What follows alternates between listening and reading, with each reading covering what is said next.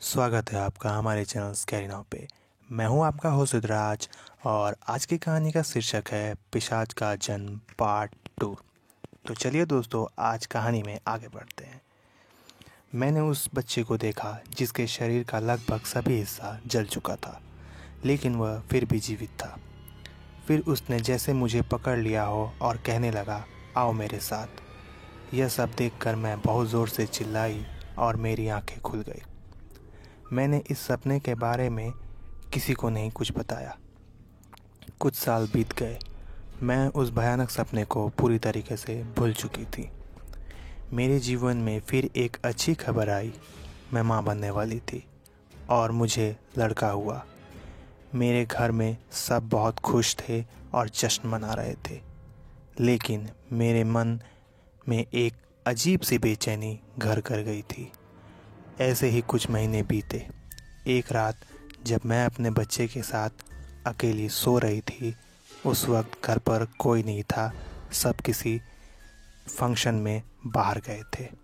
मैं पूरी तरीके से नींद में थी।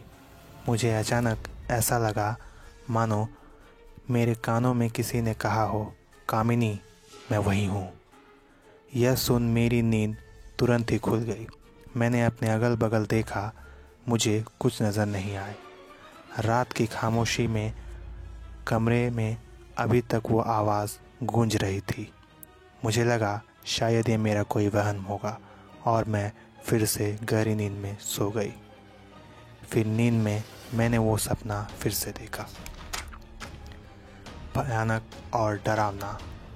मैंने देखा कि मेरा बच्चा मेरे सीने से लगा सोया हुआ है और अचानक ही मैंने देखा कि वह बच्चा अपने दोनों हाथों से मेरे पेट को चीरे जा रहा है। उसके हाथ के नाखून पहले जैसे बिल्कुल नहीं थे। वे बेहद लंबे और नुकीले थे। लाल आंखें, डरावने चेहरे के साथ वो मेरे पूरे शरीर को चीरे जा रहा था और मैं दर्द से छटपटा रही थी। ऐसा लग रहा था मानो वह मुझे जिंदा नहीं छोड़ेगा। मैं अपने बचाव के लिए अपने ही बच्चे का गला दबाने लगी और अचानक मेरी नींद खुल गई। इसके बाद जो मैंने देखा उसने मुझे अंदर तक झकझोर दिया। मेरा बच्चा मृत अवस्था में वहाँ पड़ा था। मैं खुद भी हैरान थी कि मेरा बच्चा तो मेरे साथ सो रहा था। फिर मुझे ख्याल आया कि उस सपने में मैंने जिस बच्चे को मारा था, क्या वह मेरा ही बच्चा तो नहीं था। मैंने अपने ही हाथों अपने बच्चे को मार दिया। कहीं माने किसी पिशाच को मैंने जन्म तो नहीं दे दिया।